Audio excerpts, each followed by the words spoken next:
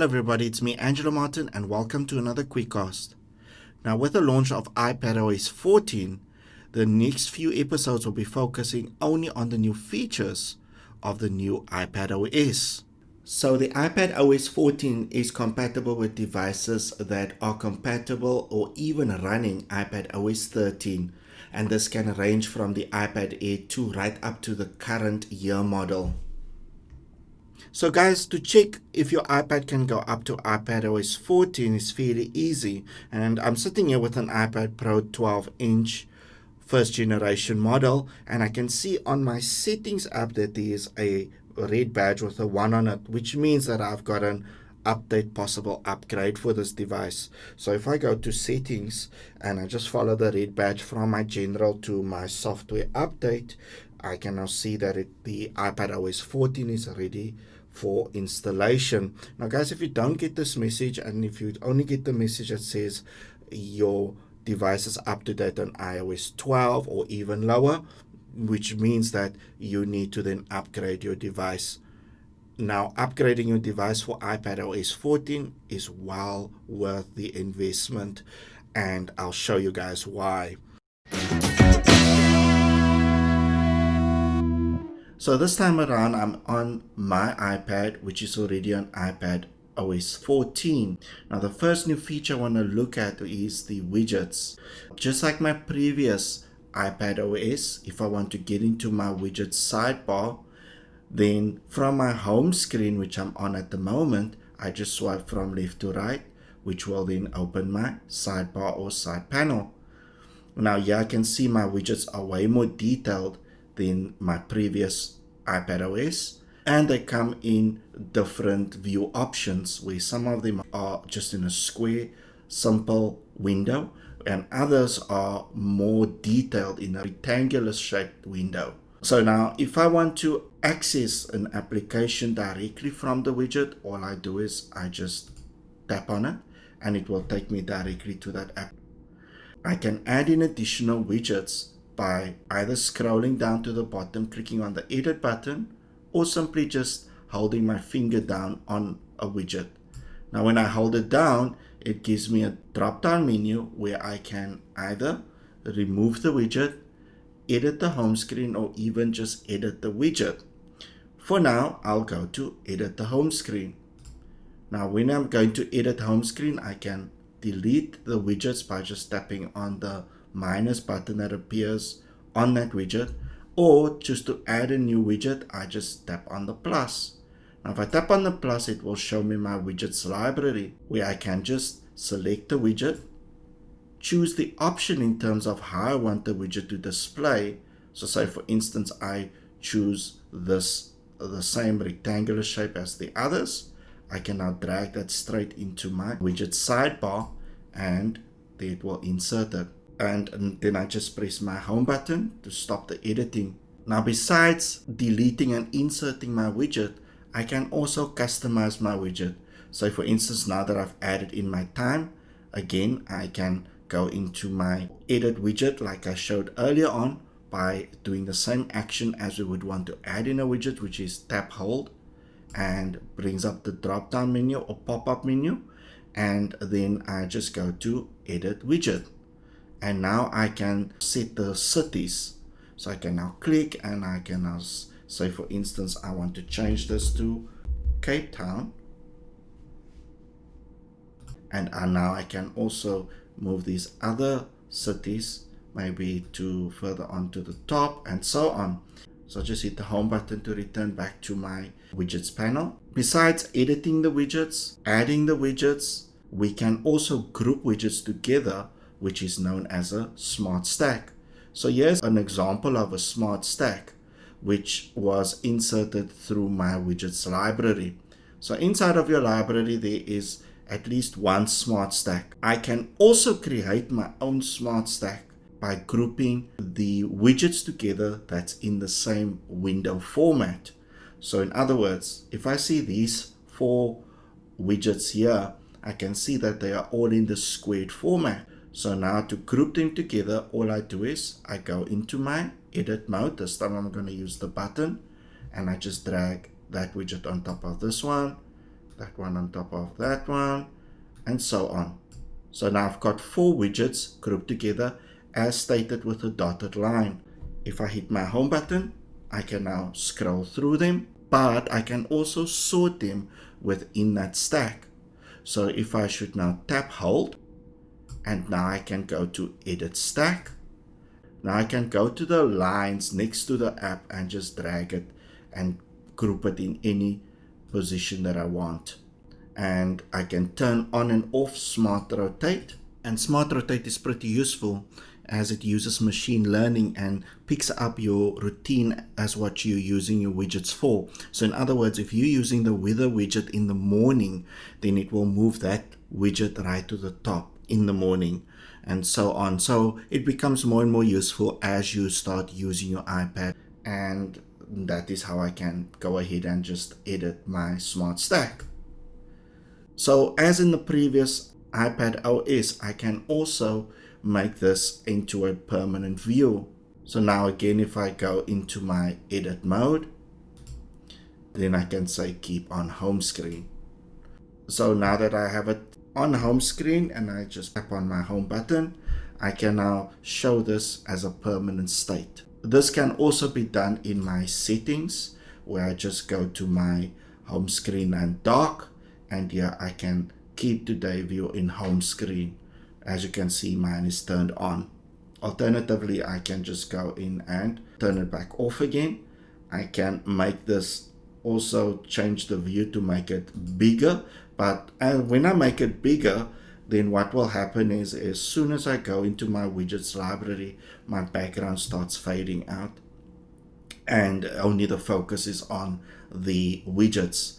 I prefer though to have it where I can at least do a little bit of multitask by having it as small, and then I can access my widgets as well as my apps at the same time.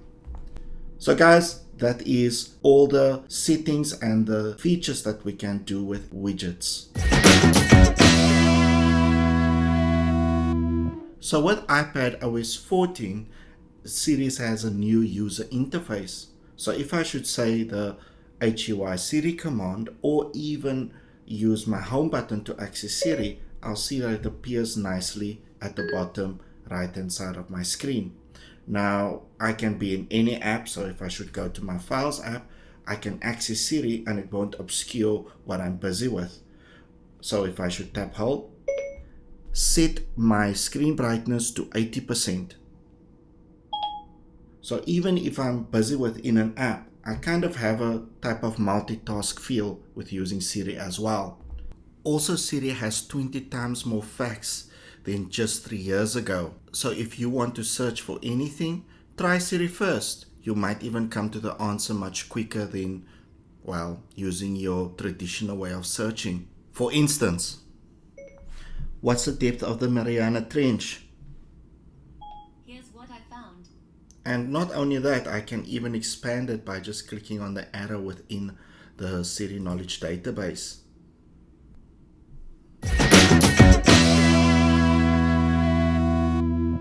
Now, seeing that we are talking about user interfaces, Apple has now also introduced a sidebar to a few different apps. So now I can show and hide my sidebar, and it kind of gives me the feeling that I'm working on a macOS platform with my 3-pane view where I've got my sidebar and my buttons laid out at the top, similar to that of macOS with its toolbar. And this I not only see on Files, but if I should go to, say, to my Mail app, I've got the same sidebar feel as well, similar to that of Mail on the Mac, and I also with Photos this time. And this is a huge improvement, as now the consistency in terms of navigating your photos on your Mac is very much the same as that of working on your iPad. Also the same we can see in music as well, as I've got my sidebar music. So similar feel of music on the Mac as what I have on my iPad. But on my iPad with my music, they have added another few new features. And one of those features are, if I should now play this particular song, and here at the bottom I can see it's playing. So if I click on it, I can see that the background color is actually very much the same as my album cover. So let me choose a different song. So if I should now let me go with this one here. And if I should now play this one, and now I can see it's a totally different background color similar to the album cover. So pretty cool. But on top of that, Apple has now also included the lyrics with iPadOS 14. So if I click, I can now see the lyrics of the song. Of course, not all songs, but if the lyrics is available, then it will be accessible. Also, they've added in a star rating to music as well. So if I should now go to my settings and I go to music, and in music there's an option now that's called show star rating. So just turn that on. So now if I should go back to my music, I'll see that if I go to the action page of the song here, then it will give me right at the bottom, rate song. So now I can just give it any star rating I want and tap on done. So now I've got that feature also now available straight in my iPadOS.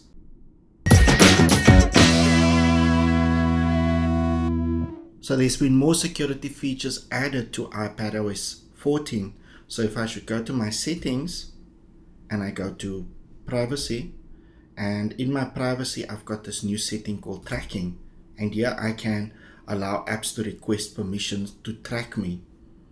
Also, another setting that's been added is to show my precise location.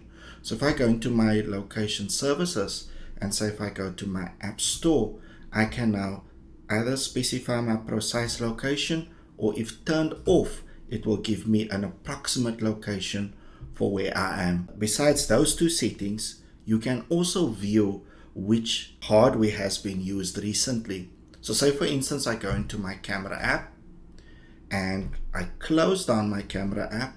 If I should go into my control center, it will then show me that my camera has been recently used. Also, if I should now say go into my voice memos and I should make a voice memo, iPadOS 14 rocks. And if I should now go back into my control center, it will then show me that my microphone was recently used. So you can monitor now if your hardware was in use. So as with our Siri, our Spotlight search has also gone through some improvement. And the improvement is that you don't need to go into a specific app page to access your Spotlight search. You can be in any page and just simply swipe down from the middle, and there we go. So in my case, if I now go to my second page and I swipe down, there I'm in my Spotlight search. Now, what makes Spotlight search also very useful is, say for instance, I should now search for an app.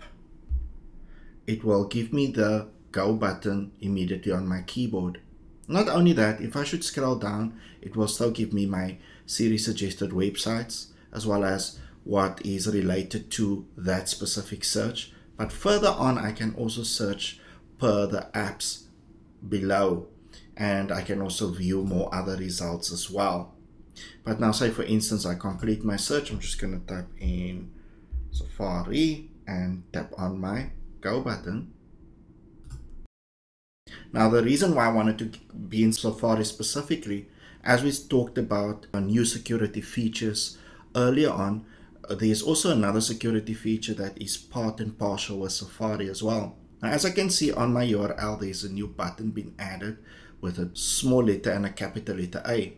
If I click on that button, it will not only give me the settings to increase my font size, but also give me other settings like hiding my toolbar, requesting a mobile version of this website, the other website settings, but also it gives me the privacy report. Now this is also a very good security setting because it shows you where Safari has prevented trackers from following you.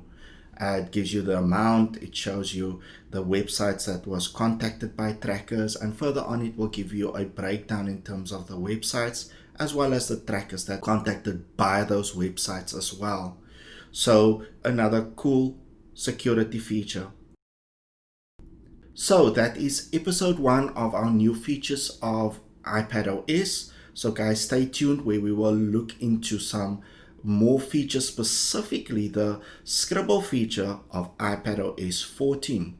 So that's me, Angela Martin, and as usual guys, stay safe out there and catch you guys later.